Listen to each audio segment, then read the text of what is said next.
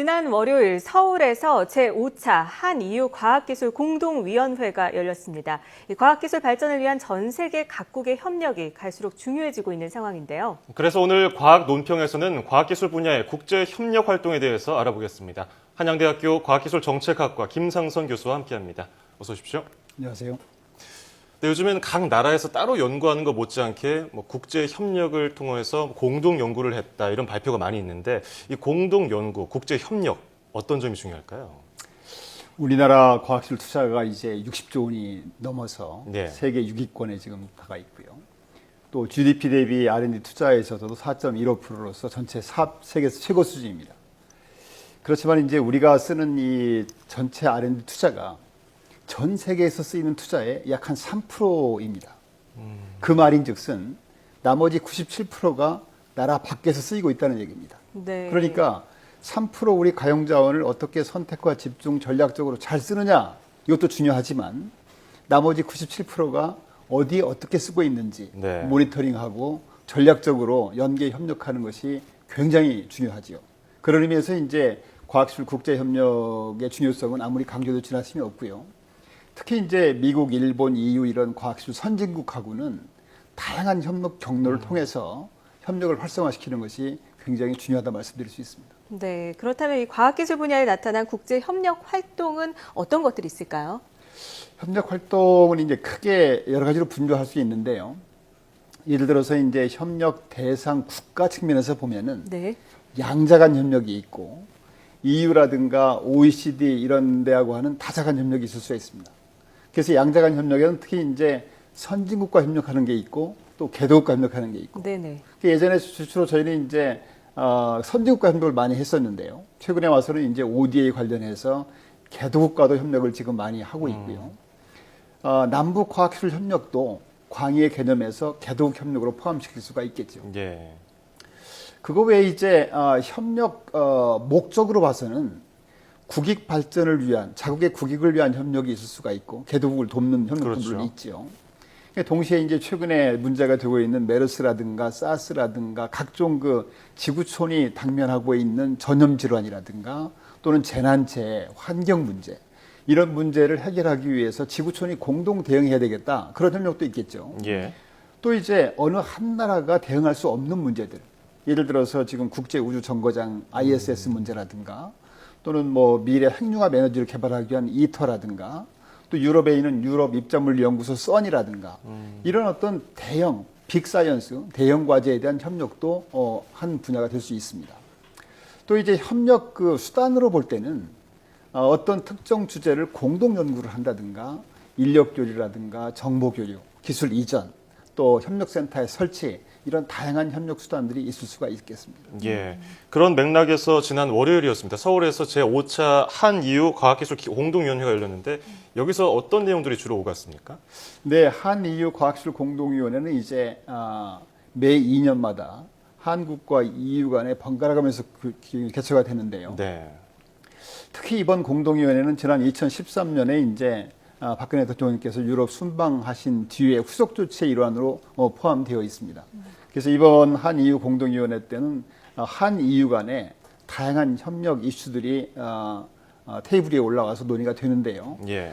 구체적으로 볼 때 이번에 이제 논의가 된 것 중에 하나가 그 나노 분야라든가 바이오 분야, ICT 분야, 에너지 분야 이 4개 분야에서 약 900억 원 정도를 공동으로 투자하는 공동 연구 사업이 있었고요. 예. 네네. 동시에 이제 인력 교류를 위해서는 EU의 인력 교류의 대표적인 프로그램 중에 하나가 마리 퀴리 프로그램이 있습니다. 예. 그 프로그램을 통해서 우리 연구자들이 적극 참여할 수 있도록 하는 그렇게 합의를 했고요.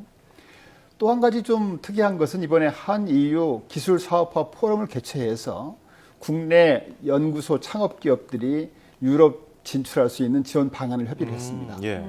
그래서 이번 한EU 과학기술 공동위원회를 계기로 해서 한국과 EU 양국 간의 인력 교류라든가 공동 연구는 물론이고 기술 사업화 분야까지 전 주기로 확대할 수 있는 그런 계기가 될 것으로 기대해 보고 있습니다. 네, 이번 행사뿐 아니라 그리고 올해 가을 우리나라에서 세계 과학 정상회의가 열리잖아요. 네네. 이 회의는 어떤 의미가 있고 또 어떤 행사인지 소개를 좀 해주시죠. 네, 금년 이제 10월 19일부터인가요? 그 한 5일 동안 대전에 있는 그 대전 컨벤션 센터에서 이제 열리는 행사인데요. 이 행사에는 세계 60여 개국에서 장차관, 또 전직 정상, 노벨상 수상자, 글로벌 CEO, 또 OECD 사무총장 및 국제기구 수장 해서 한 3천여 명이 오십니다. 예. 그래서 네. 과학계 행사로 봐서는 아마 최고 고위급 행사가 아닌가 생각이 됩니다. 그래서 이 기간 동안에는 OECD 과학기술 장관회담이 열리고 또 세계 과학기술 포럼이 개최될 계획입니다. 특별히 이번에 OECD 과학기술 장관회의는 2004년 이후에 11년 만에 개최되는 행사인데요. 네네. 그러니까 지난 10년간 과학기술 혁신에 대해서 한번 총 점검 분석하는 계기가 되고요. 앞으로 이제 글로벌 정책 방향을 어떻게 나갈 것인지 협의할 예정입니다. 아울러 이번 정상회의를 계기로 해서 우리 전 국민의 과학기술에 대한 인식 및 관심 제고를 위해서 다양한 국내의 과학기술 분야 행사가 연계되어서 추진될 계획입니다.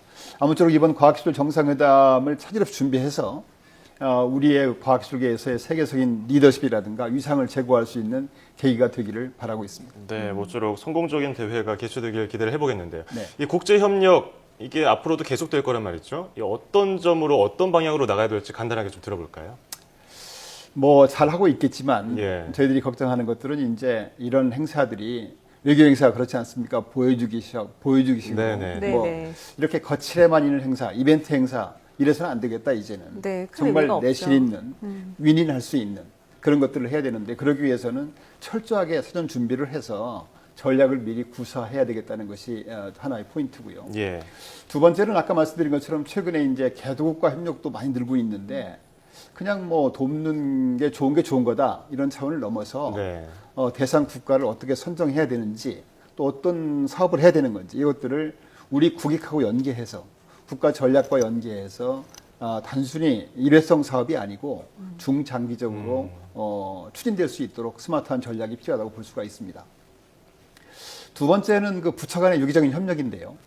이 양국 간의 공동위원회를 통한 그 협정에 따른 그 위원회는 특정 부처만을 위한 위원회가 아니거든요. 사실은 예. 국가 간의 협력 테이블이기 때문에 부처 차원을 넘어서 각 부처에 있는 사업들이 다 테이블에 올라와서 협의가 되어야 된다고 생각이 됩니다. 그렇죠. 그리고 이제 마지막으로는 그 과학기술 인력의 중요성을 감안해가지고 해외 우수한 인력을 어떻게 유치할 수 있는지 연계 교류할 수 있는 건지 그런 내용들을 좀 중점을 둬야 되고요. 이런 측면에서 전 세계에서 활동 중인 우리 재외 동포과학자 이분들하고 어떻게 연계를 잘할 수 있느냐 이런 점들을 좀 강조드리고 싶습니다. 네, 잘 알겠습니다. 지금까지 한양대 김상성 교수와 함께 국가 간의 과학기술 협력 활동과 중요성에 대해서 살펴봤습니다. 오늘 말씀 고맙습니다. 감사합니다.